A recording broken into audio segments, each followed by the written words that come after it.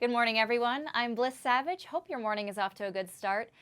And we begin with breaking news.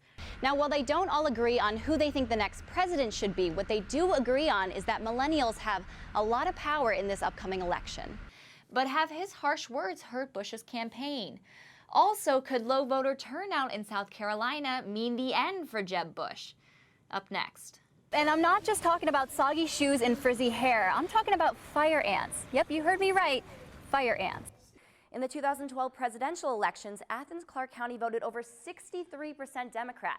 Now, if you take a look at the surrounding counties, those numbers are upside down. Looking for adventure. That's the Facebook post that started one musician and three then strangers on the tour of a lifetime. Some 1,600 miles later, Benjamin Butler and those strangers are now friends who call themselves the Walking Guys. Reporter Sean Sanders walked with the band on their journey into Athens. You might want to give yourself a few extra minutes of time just in case you need to defrost your car. But, of course, the best way to avoid all of this is just by sleeping in this weekend. Well, it's not often that you hear about someone being banned from entire counties anymore. I talked to a law professor here at UGA who happens to be an expert on the topic. Students at the University of Georgia have new security fears after a woman was kidnapped from the Tate Student Center parking deck early Tuesday morning. Above, you can still hear helicopters and sirens in the background where authorities are doing all that they can to help the people still in need. And I talked to some Georgia residents earlier today who currently go to school in Columbia. Now, they're very grateful to be safe, but they are still worried about the city that they now call home. New details today in the case of a man accused of killing another man in Barrow County Saturday. The Sheriff's Department says the suspect, Paul Hamilton, reportedly warned a deputy that if he caught someone on his property, quote, "You'll need to call a coroner." Now, the shocking crime has many students upset over a lack of security at the facility. UGA currently has no staff monitoring the deck after 11 p.m., despite the fact that the Miller Learning Center remains open all night. Thanks for joining me today. I'm Blis Savidge. The sweet smell hits you as soon as you open the door and find yourself right in the heart of the kitchen. Condor Chocolates is an Athens shop run by Nick Dale with help from his brother Peter. But Condor is a unique chocolate shop. We're bean to bar, which means we import the beans, we roast them, we grind them, and we do the entire process and finish with a finished product that you can eat. And even more unique, their beans are exclusively sourced from Ecuador. My mom is from Ecuador, and so we spend a lot of time down there. And Ecuador is one of the largest producing cacao countries in the world. It's the largest in the Western Hemisphere. While the chocolate here is sweet, perhaps the sweetest part about Condor is how it all began. Nick and Peter's parents met at a bus station in Ecuador 44 years ago. I happened to notice an unaccompanied young lady who was on the bus. And in those years, you didn't approach a Latin young lady of any social class without a proper introduction.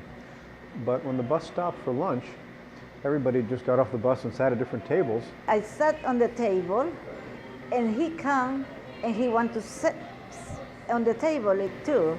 And start up a conversation, and things went real well. And we got back on the bus, we sat together, and anyway, here we are in Athens, Georgia. Nick and Peter grew up traveling to their mother's home country, so when the idea of a chocolate shop struck, they knew just where to buy the perfect bean. There's a bit of a nostalgia for me because it reminds me of childhood. And Ecuadorian chocolate has a unique flavor. I think it's got some nice fruit notes, some floral qualities, and it's just very comforting to me. So we're biased, but we think Ecuadorian chocolate's the best. For the Dale brothers, family, passion, and a little hard work combine to create the perfect recipe for success. Blis Savidge, Grady News Source. Fallen trees, closed streets, and lots of water. This scene is one repeated all over South Carolina following the flooding this past weekend. Thousands were forced to flee their homes. Contrary to popular belief, the flooding was caused by a different weather system completely unrelated to Hurricane Joaquin. In most places, the rainfall wasn't measured in inches, but in feet.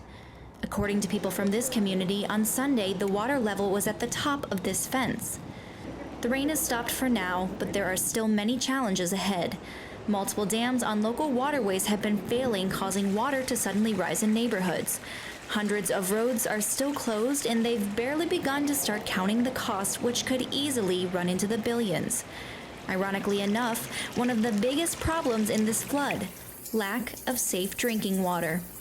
For Grady News Source, I'm Blis Savidge in Columbia, South Carolina. Ice cream! If you've been at any major event in the Athens area in the past 3 years, you've probably seen this cart. Owner and CEO Beau may only be 10, but make no mistake, this is not just a hobby. I want my own business because I want to make my own money. Beau takes his job seriously because, well, happiness is ice cream. I always loved ice cream.